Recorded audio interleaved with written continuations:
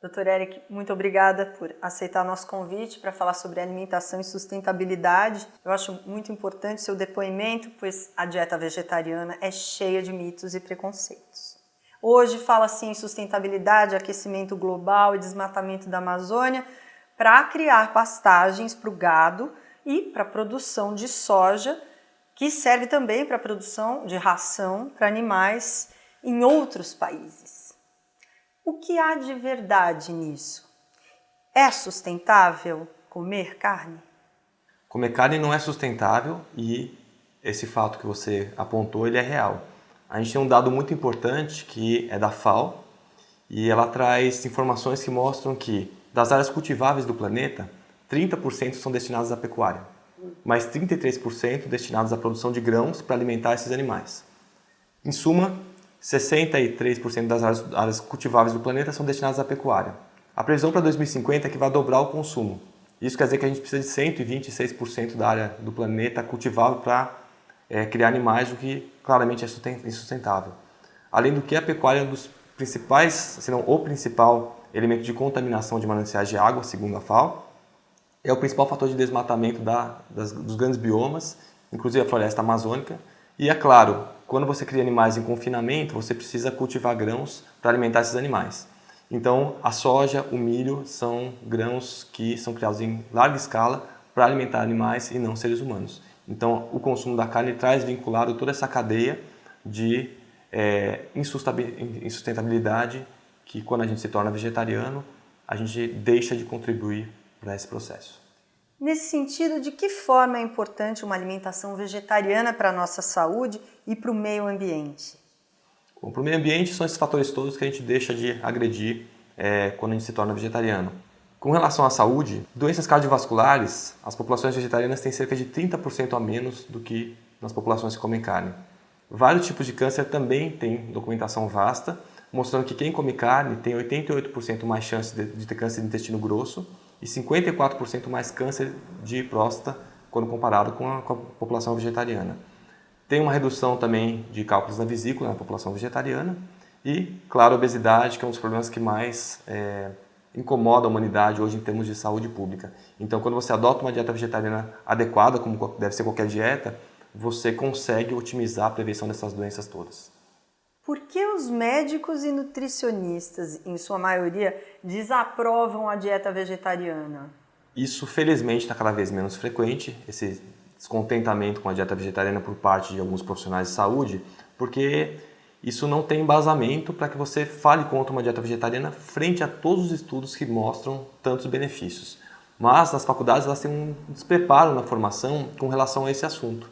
Então o profissional sai com algumas ideias errôneas a respeito do ferro da carne, que só ele que é importante, a proteína animal, que só ela que tem o que a gente precisa, e as pessoas sem um aprofundamento desses assuntos, elas saem com esses conceitos apregoando ideias errôneas. Como você se tornou vegetariano? Fala pra gente um pouco da sua experiência como estudante de medicina. O que levou você a estudar medicina? Esse meu interesse começou há cerca de 20 anos atrás, na adolescência. Eu praticava artes marciais e comecei a me interessar pela filosofia oriental. E eu comecei a retirar as carnes todas do cardápio. Fui retirando açúcar, alimentos industrializados, então eu fui em busca de uma alimentação que fosse mais apropriada ao equilíbrio do meu organismo. E isso teve um marco importante quando eu comecei a fazer macrobiótica. Eu fazia no Instituto do Dr. Henrique Schmidt, que é uma figura importante nesse meio. E eu comecei a acompanhar pessoas com doenças graves, com câncer, doenças cardiovasculares que não tinham um prognóstico muito adequado. E essas pessoas tinham melhoras muito importantes.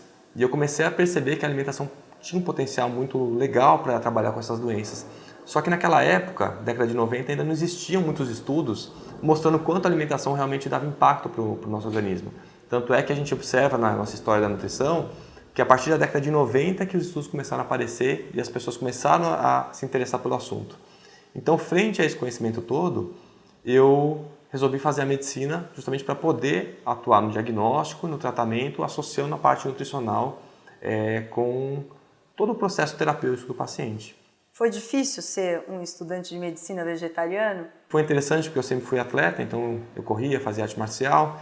Então na faculdade foi interessante porque eu participava das competições e eu sempre ganhava os primeiros lugares. E sendo vegetariano, e eu não usava nenhum tipo de ovos e laticínios, inclusive, então não tinha como, tecnicamente, falar que alguma coisa faltava no meu organismo frente à performance que eu tinha, né? Mas é claro que a gente observa dos professores um olhar um pouco estranho quando você fala que você não usa carne, nem ovos, nem laticínios. Você é hoje muito criticado pelos seus colegas médicos? Foi interessante que depois que eu me formei, eu resolvi ter uma abordagem estritamente técnica para mostrar o lado do vegetarianismo para os profissionais de saúde. Então, por mais que a dieta vegetariana possa ter elementos filosóficos, espirituais ou de qualquer outra ordem, eu escolhi a parte técnica exclusivamente para poder abordar com os profissionais, que é o que eu venho fazendo hoje. Então, por conta dessa abordagem, eu não venho encontrando nenhum empecilho frente aos profissionais, congressos que frequentemente eu tenho participado, eles não trazem nenhum desconforto ao profissional, porque a base de dados e informações que eu utilizo são as bases científicas documentadas pelas quais os médicos utilizam também. Então, com isso, a gente tem conseguido abrir um caminho interessante para o vegetarianismo, sem bater de frente com profissionais de saúde, muito pelo contrário, simplesmente mostrando o caminho adequado, que é o caminho pelos quais os profissionais conhecem e sabem que é o caminho do lado científico. De acordo com dados do Ministério da Saúde, a obesidade é um problema maior do que a fome no Brasil hoje. A dieta vegetariana pode contribuir para combater a obesidade? Bom, a obesidade realmente é um dos fatores que mais assustam a gente em termos médicos, digamos assim, porque ela é raiz de vários problemas possíveis que a pessoa vai desenvolver decorrente da obesidade. Então, a pessoa vai seguramente alterar o controle da glicemia dela, pode desenvolver diabetes, pode desenvolver aumento da pressão arterial, colesterol alterado e doenças cardiovasculares. A dieta vegetariana ela pode contribuir muito nesse aspecto, porque os alimentos de origem vegetal eles tendem a ter um volume maior com uma concentração menor de calorias. Então eu costumo dizer que quem quer emagrecer precisa comer mais. Se você comer direito, você vai comer um alimento que tem um volume maior com menos calorias. Então, às vezes, alguns exemplos de concentração de nutrientes. Veja só, um alimento que pode ser vegetariano, que é uma bolacha recheada, por exemplo. Em termos calóricos, 2 bolachas recheadas você pode trocar por 22 morangos ou por 45 jabuticabas. Ou seja, você troca um lanche com 4 bolachas recheadas por 22 morangos mais 45 jabuticabas, que talvez você nem consiga comer tudo isso e você vai acabar ingerindo menos calorias, comendo de forma mais saudável. Com certeza. E a carne é um alimento altamente calórico. Quando você come um pedaço de carne, metade das calorias são provenientes de gordura e outra metade de proteína.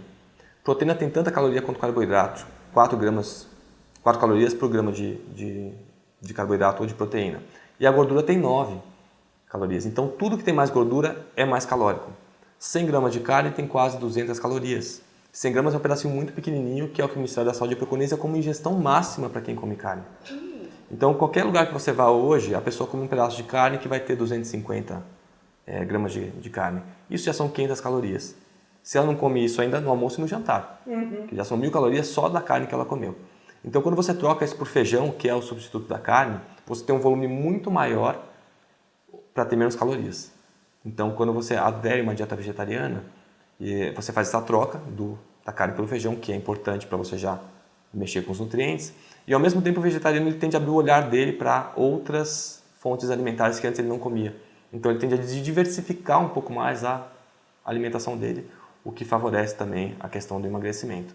Qual a posição do Ministério da Saúde sobre o vegetarianismo? A gente tem um parecer do Ministério da Saúde com relação ao consumo máximo de carne que o brasileiro possa vir a ter. A gente não tem um parecer oficial sobre dieta vegetariana. O parecer oficial sobre dietas vegetarianas que nós temos é do Conselho Regional de Nutrição da Regional 3, que abrange São Paulo e Mato Grosso. Então, por esse parecer, fica claro que todo indivíduo pode ser vegetariano, seja criança, seja adulto, gestante, atleta. Desde que a dieta seja planejada, como é desejável para qualquer dieta com ou sem carne, planejamento, essa dieta pode ser seguida por todas as faixas etárias. Qual a sua opinião sobre a publicidade de alimentos não saudáveis, super adocicados e altamente industrializados para o público infantil?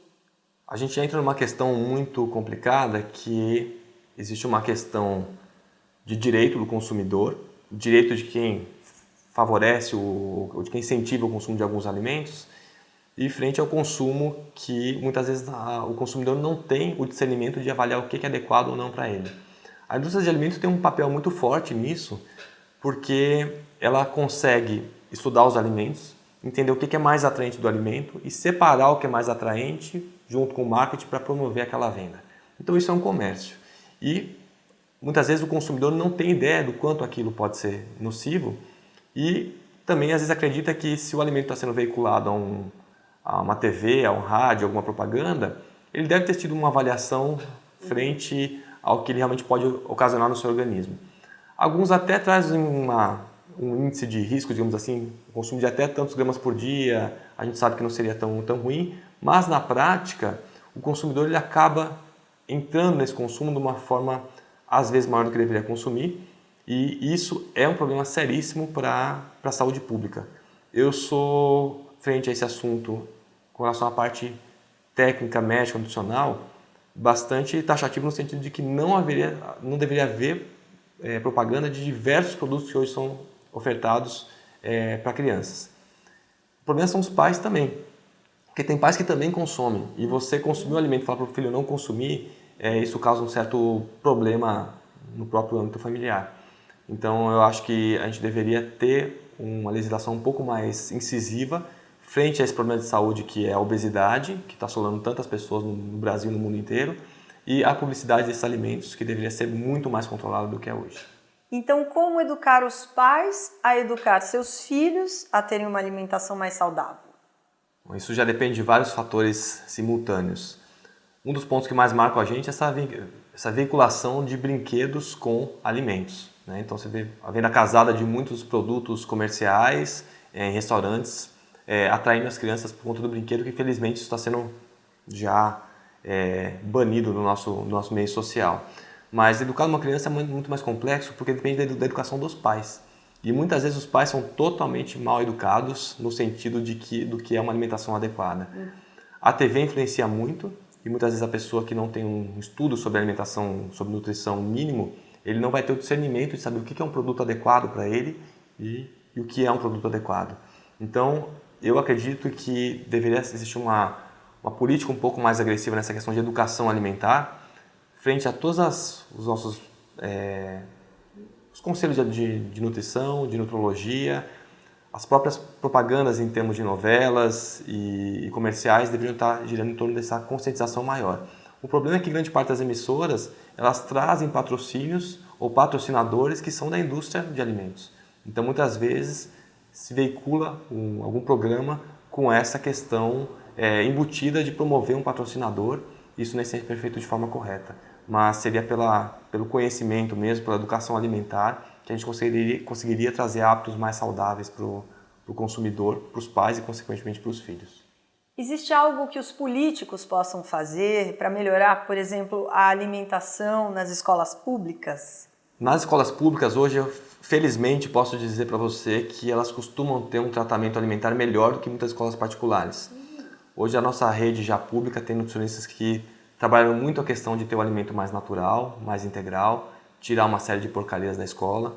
É claro que às vezes tem um recurso um pouco limitado para alguns alimentos, mas de forma geral existe essa conscientização de buscar o alimento mais natural.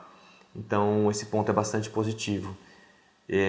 Eu acredito que conforme a gente vai educando um pouco mais a população e os profissionais vão tendo conhecimento a cada vez mais essa questão do alimento benéfico e maléfico, a gente consegue fazer um trabalho bem interessante, e tem muitos políticos já interessados nesse aspecto. E é um fato interessante a gente ter conseguido hoje a merenda vegetariana na rede pública de São Paulo.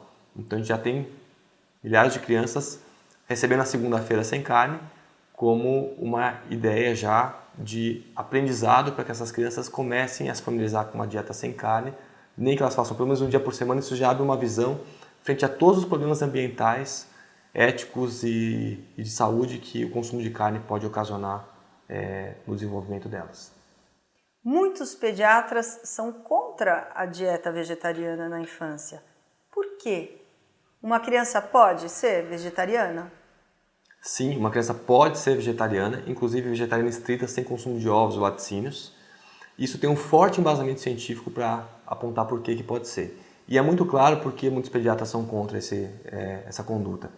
Eu tenho uma avaliação de mais ou menos 500 artigos científicos que foram publicados relacionados ao tema pediatria e alimentação vegetariana.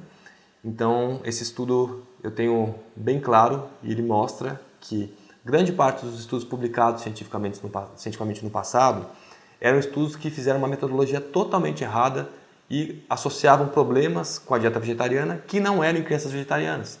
Só para a gente ter uma ideia de um exemplo disso, um estudo foi feito na Índia, em uma comunidade de pescadores, onde todas as crianças comiam peixe e eles consideraram vegetariano aquele indivíduo que não comprou na última compra do mês carne no supermercado.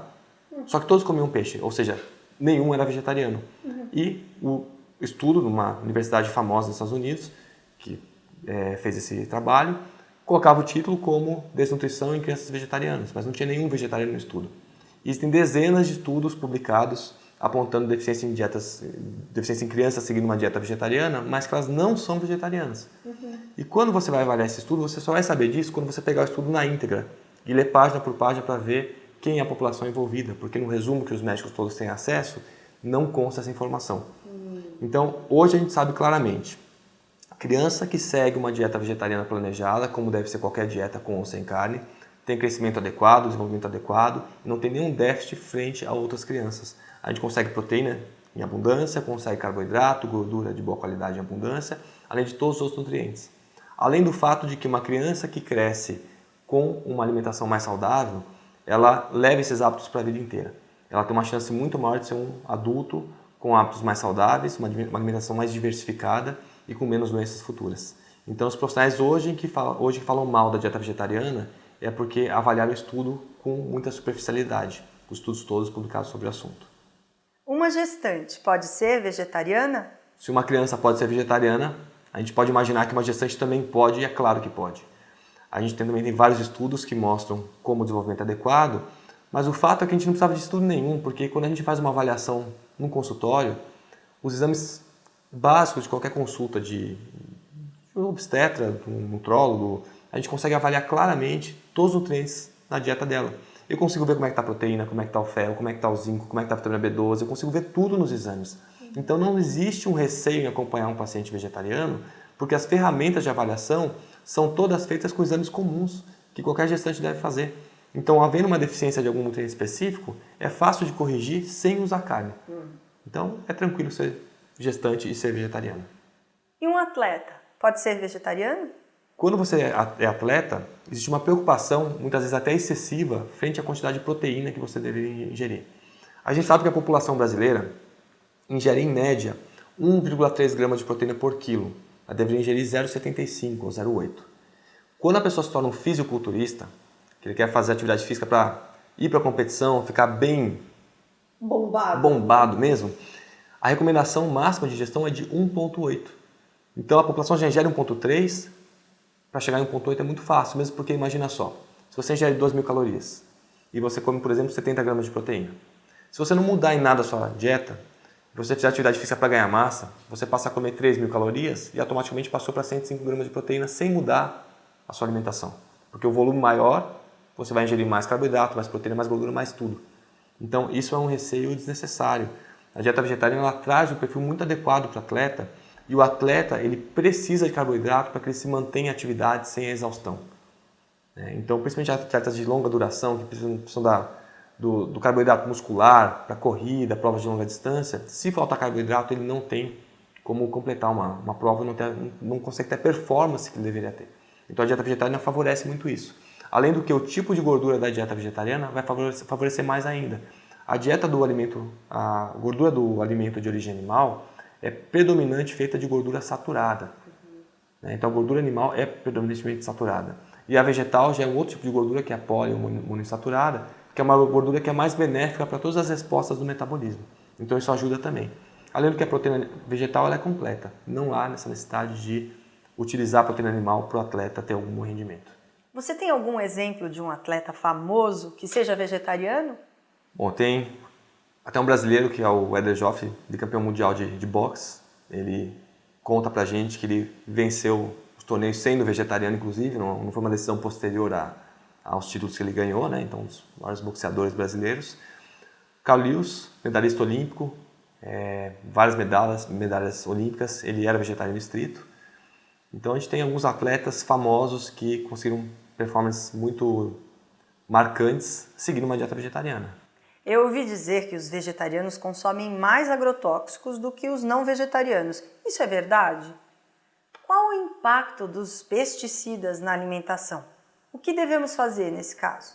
Bom, nós sabemos que os agrotóxicos eles têm impactos bastante nocivos para o risco de câncer, que isso tende a aumentar, e para alguns problemas neurológicos. Então, claro, evitar agrotóxico é sempre bom para qualquer pessoa comendo ou não comendo carne. O fato é que o vegetariano ele é menos exposto ao agrotóxico do que as pessoas que comem carne. Isso parece algo estranho de ser dito, mas é muito fácil de entender. Veja só, os agrotóxicos eles têm uma característica que é o fato de eles serem facilmente dissolvidos, entre aspas, nas gorduras.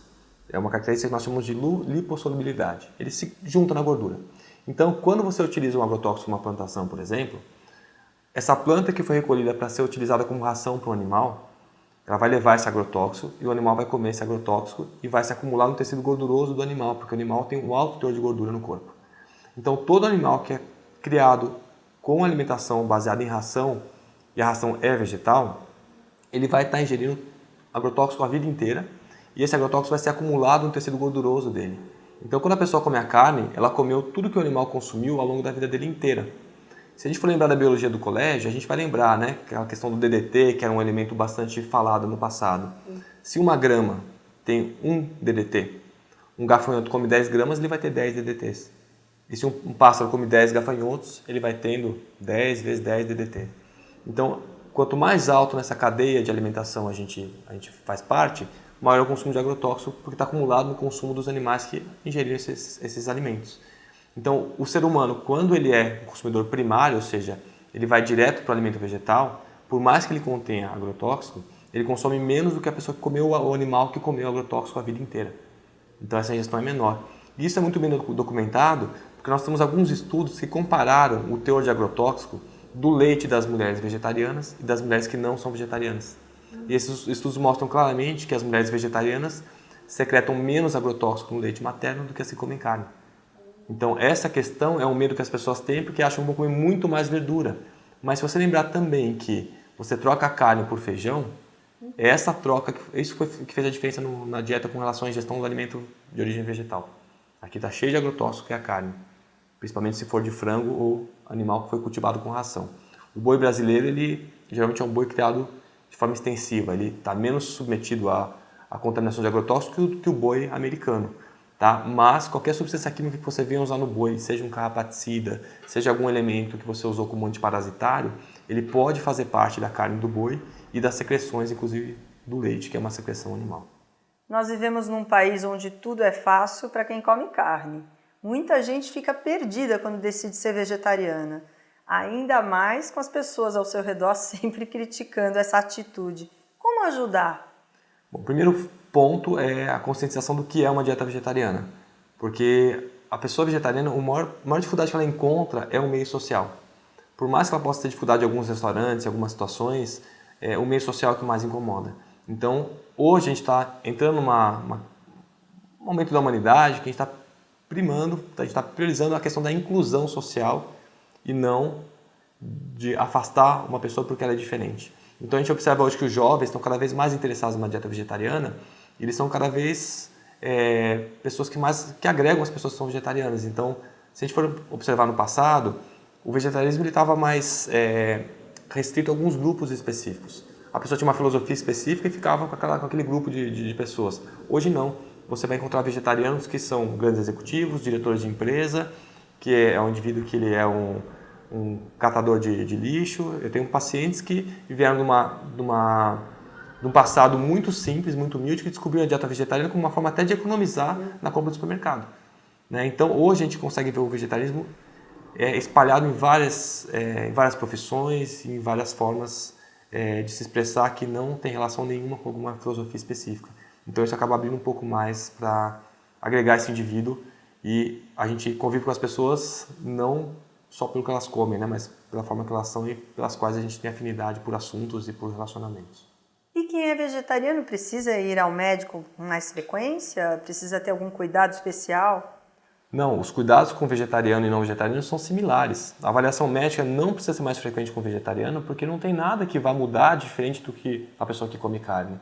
Então, quando você faz um segmento em termos de saúde, tudo que você consegue olhar na pessoa vegetariana, você consegue olhar na não vegetariana, e a terapêutica, a forma de você trabalhar com possíveis deficiências ou correções alimentares é feita de forma muito simples. Então não tem nenhum motivo para o vegetariano ter que buscar o médico todo mês, a cada 3 meses. Isso vai depender da possível doença que ele tenha e de como ele vai ser conduzido, mas não muda em nada frente a uma pessoa que come carne.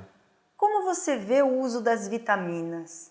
É válido tomar vitaminas na forma de suplementos? Essa é uma questão bem interessante pelo seguinte: quem deve tomar vitamina é quem precisa de vitamina na forma de suplemento. Quem não precisa não deve tomar. Então, essa avaliação do que é necessário ou não é uma avaliação médica, basicamente. Você não consegue saber se a pessoa precisa de algo baseado em ingestão de nutrientes. Por exemplo, você tem algumas tabelas nutricionais que vão guiar para você saber quanto você precisa ingerir de cálcio, por exemplo, ou de ferro. Então, se você imaginar que você precisa de, por exemplo, 1000 mg de cálcio, e você ingere 1000 mg de cálcio, você está protegido da deficiência de cálcio, isso é uma falha enorme que você vai cometer. Então, para saber se você precisa realmente, a questão é a avaliação. E eu dou 2 exemplos muito claros disso. Ferro e vitamina B12. São 2 nutrientes que dependem muito mais do seu metabolismo, do funcionamento do seu corpo, do que da sua alimentação. O ferro, por exemplo, você pode ingerir uma quantidade até elevada. Mas, se você tem uma perda de sangue constante, ou até uma perda de sangue maior em um período menor de tempo, você vai perder ferro a ponto de não conseguir repor pela própria alimentação que você está fazendo. Então, a mulher, por exemplo, por menstruar, ela está no risco muito maior do que o homem. E da mesma forma a vitamina B12. Você pode ingerir uma quantidade como manda a tabela nutricional, só que o seu gasto interno é muito maior por algum motivo. Se você tiver, por exemplo, com uma glicemia alta, a pessoa é diabética, a glicose ela vai machucando os nervos. E nesse processo você precisa regenerar os nervos e a vitamina B12 entra nesse processo. Então ela pode estar precisando de mais B12 do que ela está conseguindo ingerir. Então, nem sempre vai estar associado com o consumo dela uma satisfação da necessidade corporal dessa vitamina. Então, eu sou a favor da suplementação quando a pessoa precisa usar a suplementação. Se ela não precisa, é melhor que ela não utilize. No contexto do vegetarianismo, tem um aspecto específico que é a vitamina B12. Essa vitamina ela só é encontrada em carne, queijo, leite e ovos. Então, em algumas condições, a gente precisa oferecer uma fonte externa para essa pessoa. Mas, tirando essa vitamina, todas as demais, para o vegetariano, não deve ser usada de forma indiscriminada.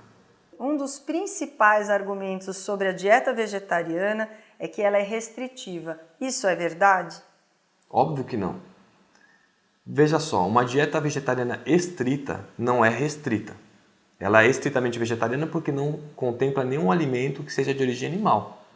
Mas numa dieta estrita, se você ainda retirar todos os alimentos de origem animal, então se você tirou carne, ovos, laticínios, todos os subderivados do leite, manteiga, você tira mel e tira os alimentos industrializados e refinados, você tem como insumos para utilizar ainda 350 alimentos pelo menos. Só de feijões, você tem mais de 30 tipos de feijões diferentes. Você tem quase 40 tipos de cereais diferentes, mais de 80 tipos de frutas. Então, se você fizer a composição de alimentos numa dieta, sem nenhum desses alimentos, você vai ter uma variedade enorme sem os alimentos de origem animal. Você tem muita coisa para utilizar, então ela não é nada restrita. Muito pelo contrário. E é fato que o vegetariano, quando ele retira a carne, ele começa a se preocupar um pouco mais com a alimentação, ele começa a procurar outras formas de se alimentar, então ele vai ampliando o leque de opções que ele usava, que ele passa a usar agora. Então você vai observar que geralmente o vegetariano, quanto mais estrito ele é, maior a variedade de alimentos que ele utiliza no dia a dia. Então isso é um dos mitos frente à escolha de alimentos. Como pode-se substituir a carne na dieta vegetariana? Não tem nada mais simples do que trocar carne, né? O primeiro ponto que a pessoa deve saber é que quando ela tira a carne do cardápio, ela não vai inserir mais ovos nem laticínios. Esse é um erro comum da pessoa que retira a carne. A troca da carne é feita pelos feijões, o grupo dos feijões. Então o grupo dos feijões inclui feijão branco, preto, marrom, fradinho, mas inclui também ervilha, grão de bico, lentilha, o tofu, inclui a soja, está nesse grupo também, só lembrando que muitas pessoas não querem comer soja por diversos motivos ou não gostam da soja, e não há necessidade alguma, porque qualquer alimento desse grupo vai oferecer o que a gente precisa em termos dessa substituição. A carne, ela não vai trazer nada que seja exclusivamente dela numa dieta. Então, todos os nutrientes a gente consegue com outros alimentos quando você tira a carne do cardápio. Então, essa troca é bastante fácil e de forma simples. 100 gramas de carne são trocados por 7 colheres de sopa de feijões, do feijão já cozido. Então, essa troca é bastante simples de ser feita. Como fica o ferro sem a carne na dieta? Fica bem, obrigado. O que acontece com o ferro é o seguinte: criou-se uma polêmica a respeito do ferro animal por ser um ferro de melhor absorção. Então, o problema aqui não é de biologia, o problema aqui é de matemática e eu vou mostrar isso para você. Veja o que acontece. O primeiro fato é que uma pessoa, para ficar bem em termos de nutrição de ferro, ela deveria absorver, ou seja, ela ingeriu uma quantidade de ferro, essa quantidade de ferro que estava no intestino passou para o sangue. Ela deve absorver 1 a 2 miligramas por dia de ferro para ficar bem. Tá? Quando você pega um corte de carne rico em ferro, e como exemplo é um filé mignon, ele vai ter 2 miligramas de ferro por 100 gramas do produto. Então, 2 miligramas, você vai absorver da carne 20% desse ferro. Quer dizer que você absorveu 0,4 miligramas. Você precisa absorver de 1 a 2. Tá faltando bastante ainda, mas veja só, você absorveu 0,4. Quando você pega 7 colheres de feijão, você vai ter 4 miligramas de ferro. Você vai absorver menos, porque é 10%. Você vai absorver 0,4. Então, sendo a carne ou o feijão, como o feijão tem o dobro de ferro e absorve a metade, a absorção final é a mesma coisa. Você vai absorver 0,4 de cada um desses elementos.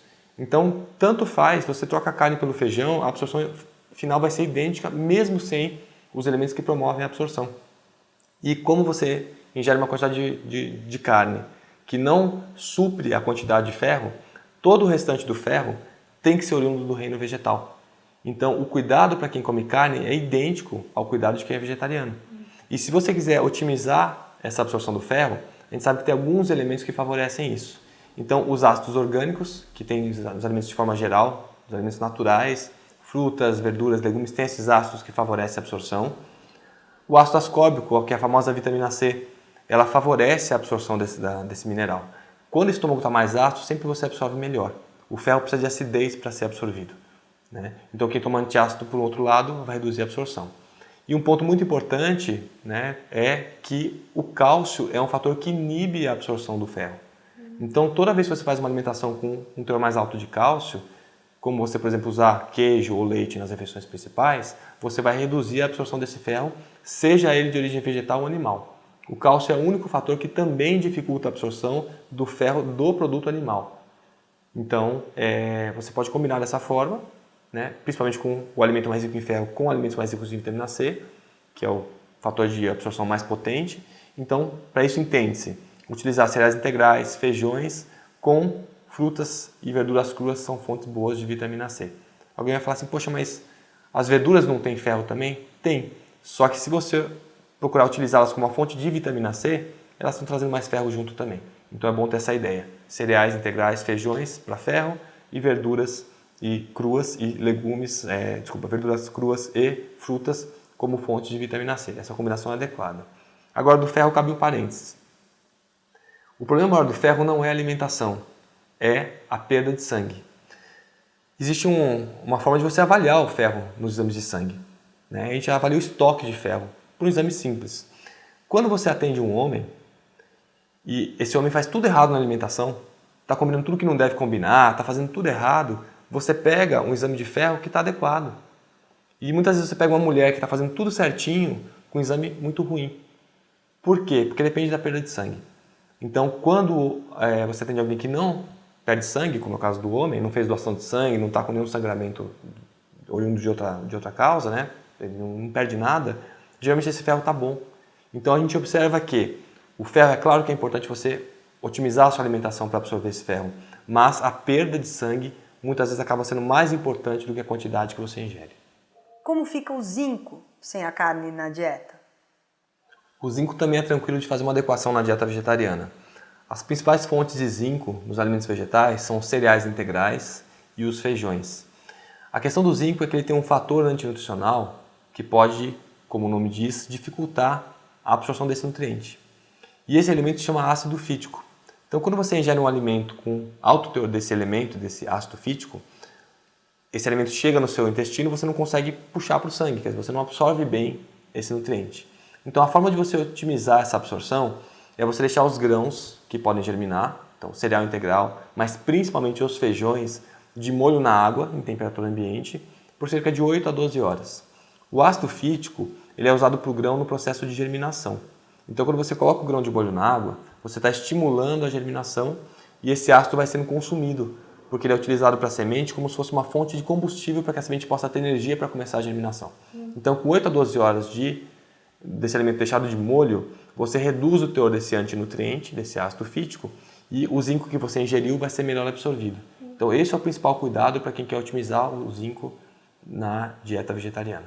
E lembrando que o zinco ele é utilizado para diversas reações químicas do nosso corpo, ele tem uma função imunológica, ele é um elemento usado para a sua pele estender principalmente na gestação, né, que a barriga vai crescendo para formar colágeno, a gente usa. Então a gente sabe que algumas mulheres com deficiência de zinco podem ter mais estrias na gestação do que as mulheres que não têm.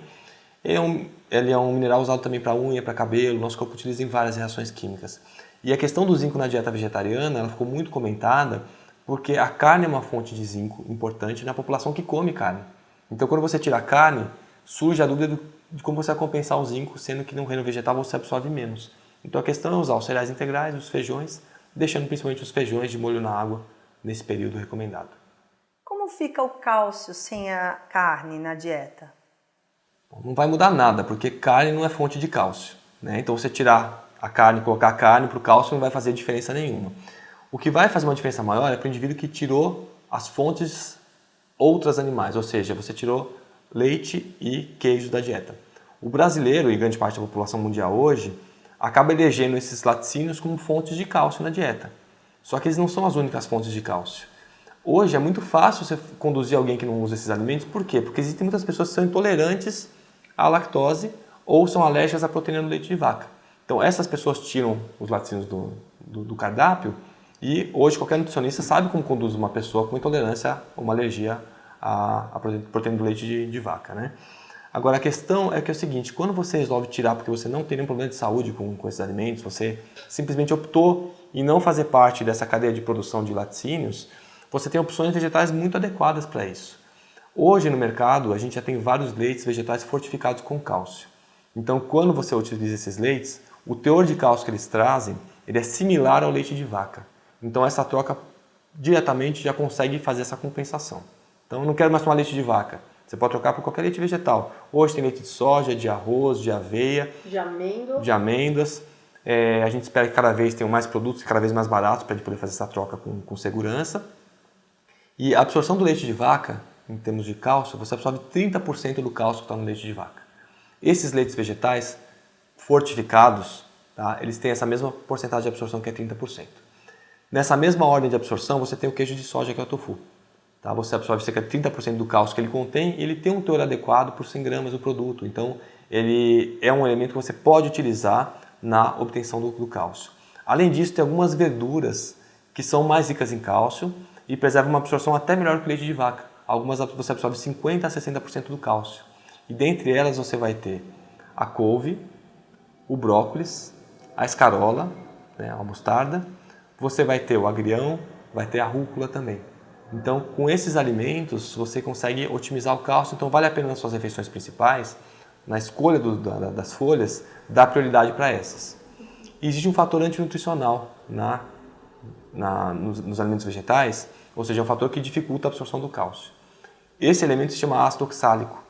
E esse elemento não se perde com aquecimento, com outros processos culinários. Então, a gente deve evitar os alimentos que são mais ricos nesse ácido. E esses alimentos são o espinafre, as folhas da beterraba, a selga e o cacau. Só para a gente ter uma ideia, enquanto você usa um tofu e você absorve 30% desse cálcio, ou você usa uma couve e você absorve 50% a 60%, quando você usa o espinafre, você absorve só 5% do cálcio que ele contém. Então esses alimentos não é que você não vai mais usar. Vale a pena você utilizar em refeições que sejam mais pobres em cálcio. É só esse cuidado. Como fica a vitamina B12 sem a carne na dieta? A vitamina B12 é um dos pontos mais interessantes na dieta vegetariana e na dieta com carne, porque pensando nutricionalmente, quando você tirou a carne da alimentação, só sobrou a vitamina B12 nos ovos e nos laticínios. Mas se você tirar ovos e laticínios, você não tem fonte alimentar segura de vitamina B12. cogitou-se que as algas poderiam ser fontes de vitamina B12 e a gente sabe que de mais de 300 algas avaliadas, quase 200 contêm vitamina B12, mas é uma forma que nós chamamos de forma análoga da B12. Ela parece com a B12 verdadeira, mas quando você ingere ela não tem a função da vitamina verdadeira no nosso organismo. Então não compensa tentar ir atrás das algas para usar B12 porque isso vai te causar uma complicação. Tá? Você não vai ter uma gestão satisfatória. Levedo de cerveja não tem vitamina B12 e alimentos fermentados, missô, tempê, também não são fontes seguras. O que acontece é que se você pensar nutricionalmente então, quem tirou todos os derivados animais da alimentação vai precisar de uma suplementação de B12. Essa é a ideia teórica que nutricionalmente se defende. Agora o fato é que isso não é uma realidade nos processos corporais nossos metabólicos. Por quê? A vitamina B12 depende muito mais do nosso sistema interno funcionando do que da sua alimentação. Então, para você ter uma ideia, embaixo do fígado a gente tem a vesícula biliar. Ela joga no intestino todos os dias até 10 microgramas de vitamina B12. E você vai puxar de volta para o sangue, você vai fazer uma reciclagem dela. Se você for eficiente, essa vitamina B12 volta e você tem uma perda menor. Se você não for eficiente, ela vai saindo pelas fezes, você vai perdendo. Então veja só, a vesícula biliar joga até 10 microgramas. Se você fizer uma dieta com muita carne, queijo, leite e ovo, nem sempre você consegue chegar em 7 microgramas. Então, não é porque você come uma quantidade boa de B12 que você vai estar bem de B12. Fiz uma revisão recente dos estudos publicados no Brasil. Os estudos mostram que 50% da população brasileira, pelo menos, tem carência de vitamina B12 comendo carne. A gente tem estudos mostrando que os vegetarianos têm em torno de 50% a 60% em termos de carência de vitamina B12. Então, essa preocupação é uma preocupação também para quem come carne. A vitamina B12 tem um efeito fundamental para a sua parte neurológica. Ela mexe muito com concentração, memória e atenção. E são sintomas que as pessoas muitas vezes não conseguem nem atribuir a deficiência dela. Porque a pessoa pensa que está dormindo pouco, que ela está muito estressada e às vezes não consegue saber que é dela a origem de um problema ligado à concentração, memória e atenção. A vitamina B12 também mexe com o sistema de formação de células vermelhas. Pode existir anemia por falta de vitamina B12, mas é uma condição já mais avançada e não tão comum, a não ser no consultório de um hematologista ou de alguns gastros que mexem com pessoas que tiveram destruição ou retirada do estômago. Né? Destruição de células que produzem um fator de absorção ou tirar no estômago. Mas, de forma geral, o mais comum são sintomas neurológicos na deficiência de vitamina B12 já em estado inicial. Então, a questão é que a vitamina B12 tem que ser avaliada em quem come carne e quem não come. É um mito essa história de que só o vegetariano vai prestar atenção nela, porque se você conversar com algum médico que faça a avaliação desse elemento diariamente, como eu faço, você vai ver que tem pessoas comendo muita carne com carência de vitamina B12 e pessoas vegetarianas com nível melhor do que a pessoa que come muita carne. Né? Então, sempre prestar atenção nessa vitamina, comendo ou não comendo carne. Agora, se você está pensando em termos nutricionais, não em termos metabólicos, você vai precisar promover uma fonte externa de vitamina B12 porque não tem no seu cardápio. Mas isso não é garantia que você vai estar com deficiência nem com excesso. Tá? A fonte pode vir, né? É conveniente que venha por questões teóricas, mas na prática, na sua avaliação, pelo menos anual, com o seu clínico, com o seu médico, vale a pena avaliar os níveis de vitamina B12 para saber se você está com um teor adequado ou não. Você é membro da Sociedade Vegetariana Brasileira. O que faz a Sociedade Vegetariana? Na Sociedade Vegetariana eu sou diretor do Departamento de Medicina e Nutrição. Então, na minha função, a ideia é trazer os subsídios todos que sejam cientificamente aceitáveis pela comunidade científica e que possam facilitar para que o profissional de saúde conduza um paciente de uma forma bastante satisfatória, sem o terrorismo que muitas vezes a gente encontra frente a uma dieta vegetariana. E nesse aspecto também a gente trabalha com a informação gratuita no site, em materiais de divulgação que nós temos. Temos um congresso onde a sociedade ela participa, né, que é o Ganepão. Tem uma mesa só sobre dieta vegetariana, que é em parceria com a Sociedade Vegetariana. E a sociedade como um todo ela atua trazendo informações para o público, promovendo uma série de campanhas. E a gente está com uma atuação política bastante interessante. Nós conseguimos aí a segunda-feira sem carne, com o apoio de diversas áreas aí políticas, a merenda vegetariana, tudo isso é o trabalho integrado da sociedade vegetariana junto a pessoas que têm interesses na divulgação do vegetarianismo ou mesmo na na promoção do hábito de vida mais saudável e até ligado ao meio ambiente e à questão animal, né? Você sabe quantos vegetarianos há no Brasil? Olha, a gente não tem dados muito específicos. O que a gente tem um dado mais recente é o dado do Ibope, que ele diz que cerca de 10% da população brasileira se denomina vegetariana. Então é um dado bastante expressivo, né? Hoje a gente diz o seguinte, que uma pessoa que tem um comércio, por exemplo, às vezes ele tem uma ideia errada, que se ele tiver um produto vegetariano, ele vai estar reduzindo a porcentagem de pessoas que vão comer esse produto, por exemplo, né? Tem um restaurante, vai ter um prato vegetariano. Só que é justamente o contrário. Porque quando você faz um prato vegetariano, e principalmente se for um vegetariano estrito, que não tem ovos, laticínios, não tem nenhum produto de origem animal, ele vai estar oferecendo um prato que todo mundo pode comer. E sem contar que quando ele faz isso, ele tem mais 10% da população que ele está agregando para o negócio dele.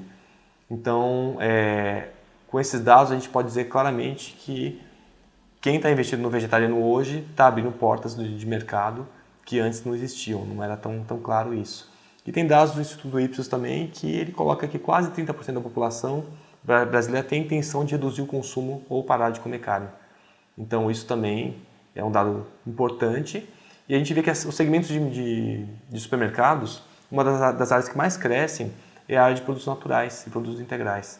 Não que a população vegetariana seja a que mais consome, mas esse interesse de uma alimentação mais saudável acaba levando muitas pessoas em algum momento encontrarem o vegetarianismo no meio do caminho. Doutor Eric, qual que é a importância da revista dos vegetarianos? Qual é a tua atuação nela? Bom, a revista dos vegetarianos ela foi criada em 2006, né? Foi às vésperas de um congresso vegetariano que nós fizemos pela Sociedade Vegetariana aqui na cidade de São Paulo. E essa revista ela teve uma divulgação muito interessante porque ela ganhou em pouco tempo uma posição em termos de vendas que outras revistas que estavam há anos no mercado não tinham chegado. Eu sou colunista nessa revista desde esse ano. Eu tenho 2 páginas onde eu escrevo sobre assuntos diversos, né? E é interessante porque essa revista ela tem trazido também diversos aspectos que o vegetariano acaba tendo interesse. Tem a parte de receitas, parte de informações de produtos, divulgação de eventos ou diversos segmentos de mercado que surgem, que são voltados ao vegetariano, e a parte de perguntas e respostas e informações técnicas ou simplesmente de outras áreas também, que acaba contemplando o interesse de muitos vegetarianos e até pessoas que não são vegetarianas acabam se interessando pela revista, porque os assuntos são realmente bastante interessantes. Voltando ao assunto da pecuária, existem interesses da indústria de medicamentos, de alimentos governamentais ou mesmo das empresas de rádio e TV que impeçam a divulgação na mídia das vantagens de sermos vegetarianos? Sim, existe muito. É muito fácil de você observar em algumas entrevistas que você faz para algumas emissoras, onde o assunto ele é restringido mesmo. Então, é claro que um patrocinador de alguma emissora, de algum rádio, de algum jornal, que esse patrocinador ele seja veiculado, ele seja vinculado à indústria da carne, ele vende produtos que sejam vindos da carne, ele não tem interesse que você fale mal do produto dele. Então, dependendo da mídia que você está participando, você não vai poder falar nada sobre esse assunto mesmo. Então, isso é fato e isso acontece realmente. Na questão da sustentabilidade, do desmatamento da Amazônia, a COP15, Conferência de Copenhague, que aconteceu em 2009 na Dinamarca, tocou nesse assunto? E a Rio+20? Bom, nós tivemos uma participação da Sociedade Vegetariana nos 2 eventos. A própria presidente da Sociedade Brasileira, a doutora Marli Winkler, ela participou em Copenhague. E aqui no Brasil nós tivemos a participação da Sociedade Vegetariana, né, lembrando desse assunto, porque às vezes não é conveniente para algumas pessoas falarem algo que necessita da mudança de hábito delas. Então a pessoa come carne, mas está preocupada com o desmatamento da Amazônia, que grande parte está vindo por causa do desmatamento para colocar boi lá. Então fica cômodo falar que você tem que parar o desmatamento, mas você não pode falar que você vai parar de comer carne para isso. Então esse conflito interno faz com que muitas pessoas também não trabalhem com esse assunto. Então a sociedade vegetariana ela acaba entrando nesses meios justamente com a ideia de lembrar que esse assunto é o fator principal que a gente tem que trabalhar. Se você consome menos, a pessoa vende menos, ela acaba tendo que modificar a forma dela de produzir, né, ou mudar o que ela produz, porque você não tem consumidor. É uma questão de mercado, né? Então, realmente a gente tem essa questão na sociedade tentando atuar nesses aspectos. Doutor Eric, conta para nós sobre algumas experiências marcantes em sua carreira médica. Bom, tem algumas delas, mas uma que a gente poderia explicitar é uma paciente que eu ainda atendo, né, com uma obesidade mórbida e que ela adotou uma dieta vegetariana estrita para redução de peso e ela não conta calorias, ela só seguiu uma dieta bastante saudável, tem resultados fantásticos, ela emagreceu quase 50 quilos e sem flacidez, sem sobra de pele. Nossa. Tem mais um pouco para emagrecer ainda, a gente não sabe como é que vai ficar, mas até agora é realmente um emagrecimento bastante saudável e sem aquele estigma que a gente tem, que a pessoa emagrece 10 quilos e já fica com tudo sobrando, né? Com 50 quilos ainda está tudo no lugar. Então, esse é um dos casos interessantes. Agora, tem muitas questões marcantes ligadas à minha vida pessoal mesmo, com essa questão da atividade física, né, ligada ao vegetarianismo, porque muitas pessoas não acreditam que você possa fazer exercício sem a proteína animal, né? Então, nesse aspecto é interessante. E eu tenho alguns atletas que eu acompanho, ciclistas, pessoas que estão nível 1 em termos de performance olímpica, que com a dieta vegetariana e sem suplementos conseguem uma performance fantástica, né? Então tem um resultado bem interessante. Que legal. Muito obrigada, Dr. Eric, por nos esclarecer todas as dúvidas. Eu que agradeço a oportunidade de poder levar essas informações para vocês.